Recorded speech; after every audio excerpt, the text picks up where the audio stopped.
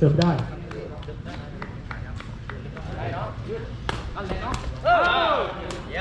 เล็บทุบได้แต้ม4-3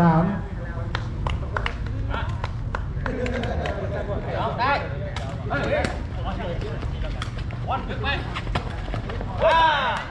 เราเล่นไงได้แต้ม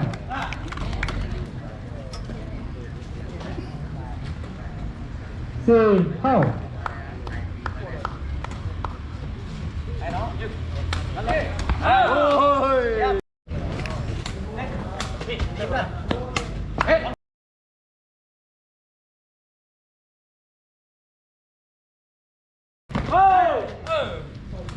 เล็บทุบได้แต้มแค่นี้แหละ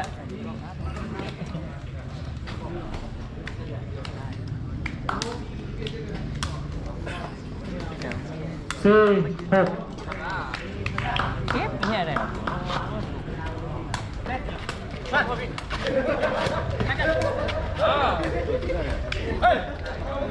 เล็บคุดได้แต้ม7ขอลูกมาหน่อยเล็บคุดได้แต้ม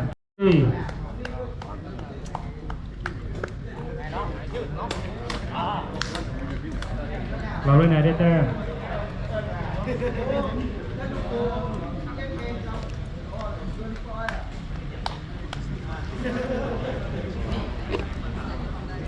8-5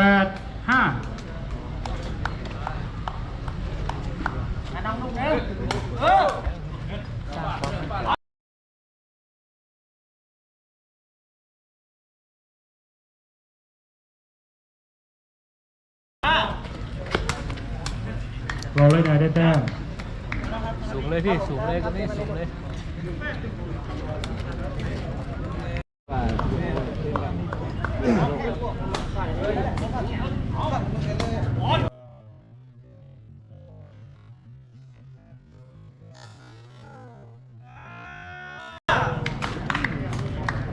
เราเล่นไงได้แต้ม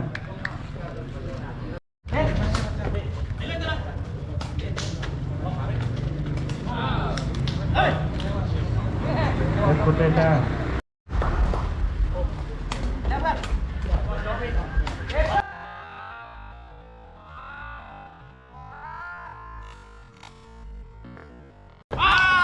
ล็อกดีเราเล่นไงได้แต้มเล็บคุดได้แต้ม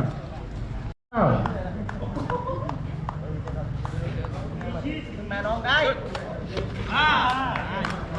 เราเล่นไงได้แต้ม11พี่มาดูได้พี่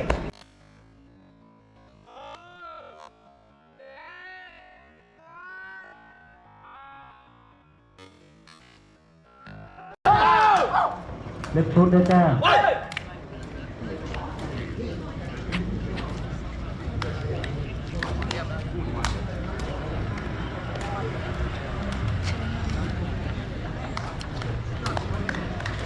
10-12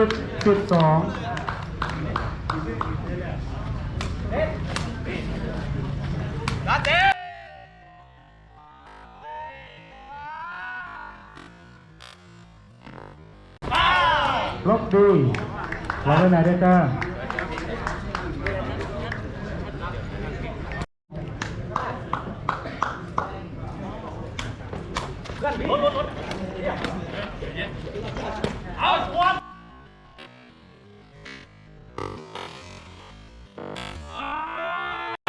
ล็อกดีเล็บคุดได้แต้ม13-11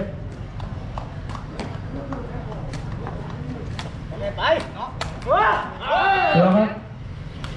ถูกแขนนะครับ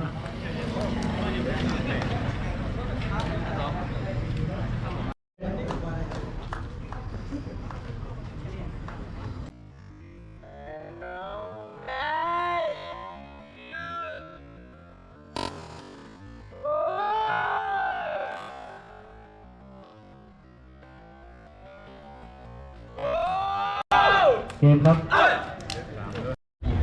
1-2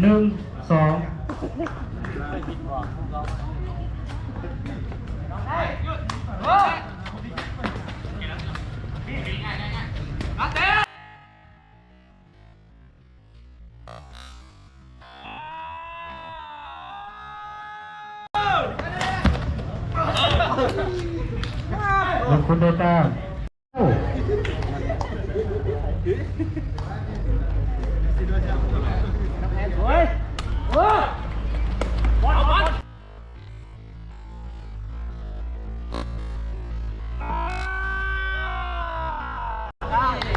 บอลเลยมาได้แต้ม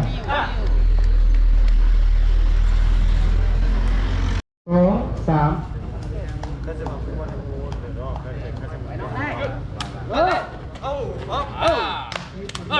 เล็บคุดได้แต้ม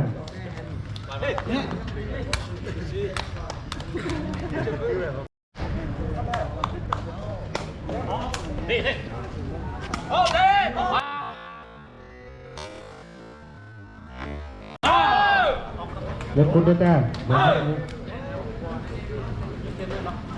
โอ้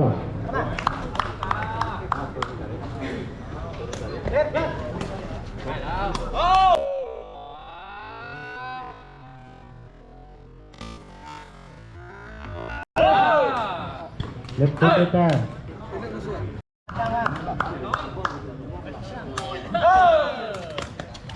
เล็บคุดได้แต้มนักกีฬาเส้นหลังครับเปลี่ยนแดนครับ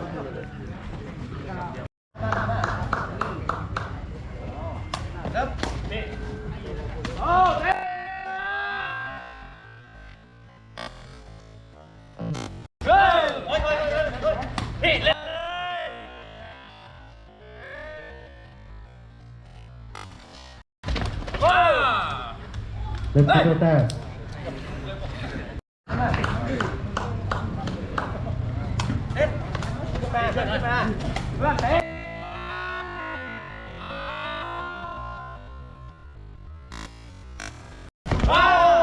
ล็อกดีเราเล่นไหนได้แต้ม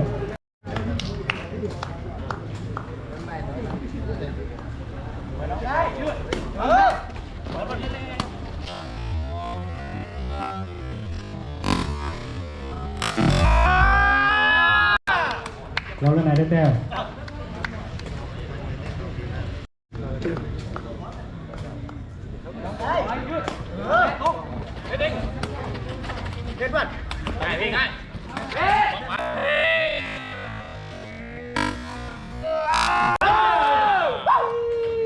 ได้แต้ม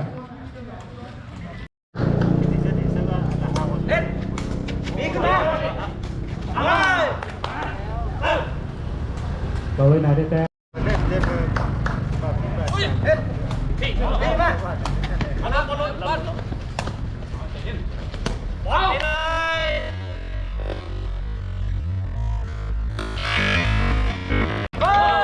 ไม่ข้ามก็มีเดี๋ยวคุณได้แต้ม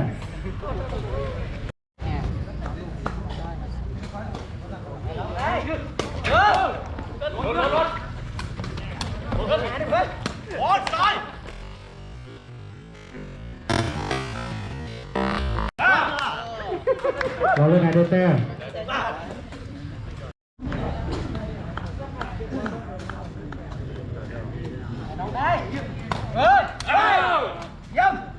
เล็บคู่ได้แต้ม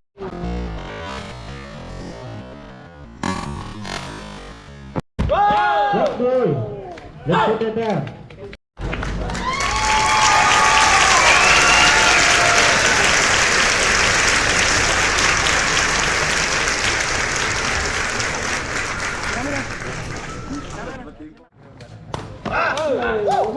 ดีครับเราไปดูได้แต้ม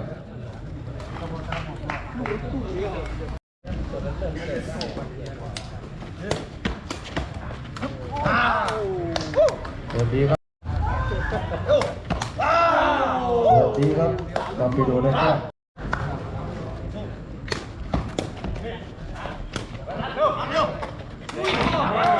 เพื่อหาได้แต้มโอ้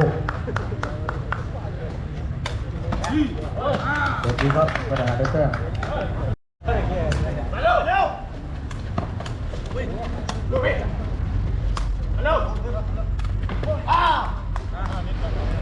ปิโดได้แต้ม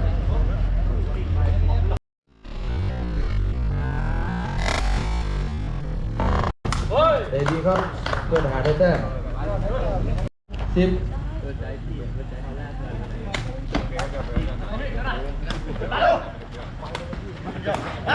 เตะดีครับตอร์ปิโดได้แต้ม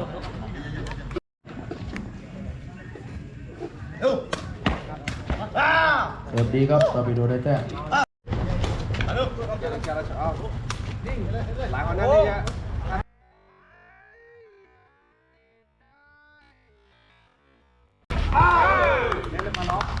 นิกเตะดีครับยิงเพื่อนทหารได้แต้มทีมตอร์ปิโดได้แต้มเป็นส่งครับน่าจะว่า9เอาส่วนเรียนเป็นกันทีมเพื่อนทหารได้แต้ม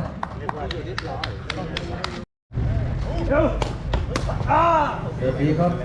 ทีมตอร์ปิโดได้แต้มตอร์ปิโดได้แต้ม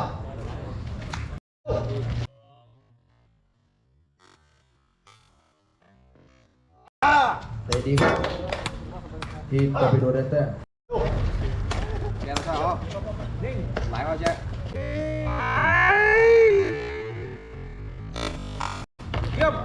เตะดีครับเพื่อนทหารได้แต้ม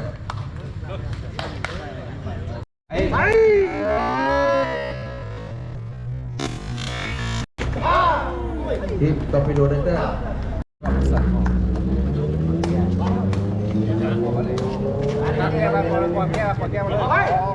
ครับทีมเพื่อนทหารได้แต้ม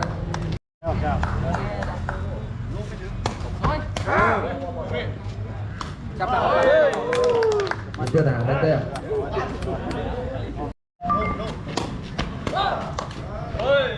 แบบนี้ครับเพื่อนทหาร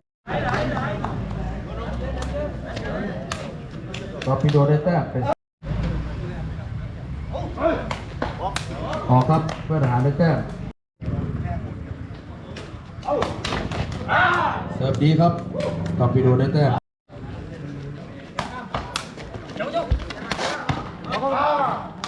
ตอร์ปิโดได้แต้ม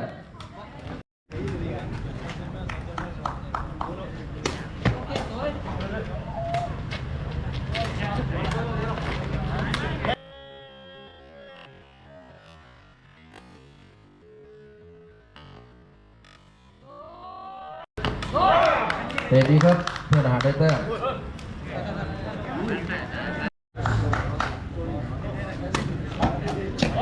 เตะดีครับเพื่อนทหารได้แต้ม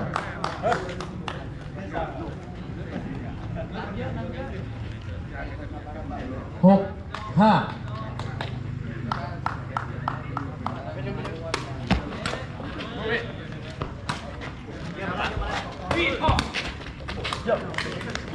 เตะดีครับตอร์ปิโดได้แต้ม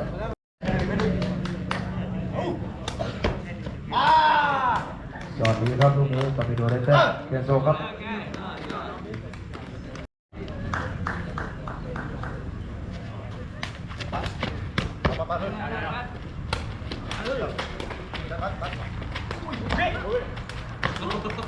เพื่อนทหารได้แต้ม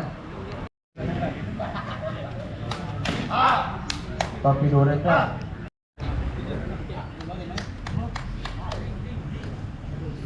11-7เ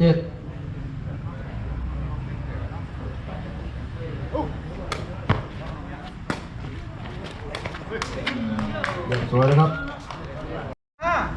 12-13เพื่อนทหารได้แต้ม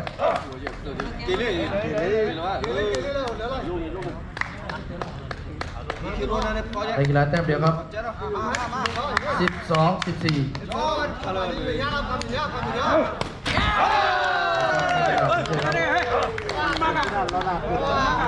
การแข่งขันนะครับปรากฏว่าทีมเพื่อนทหารชนะทีมตอร์ปิโด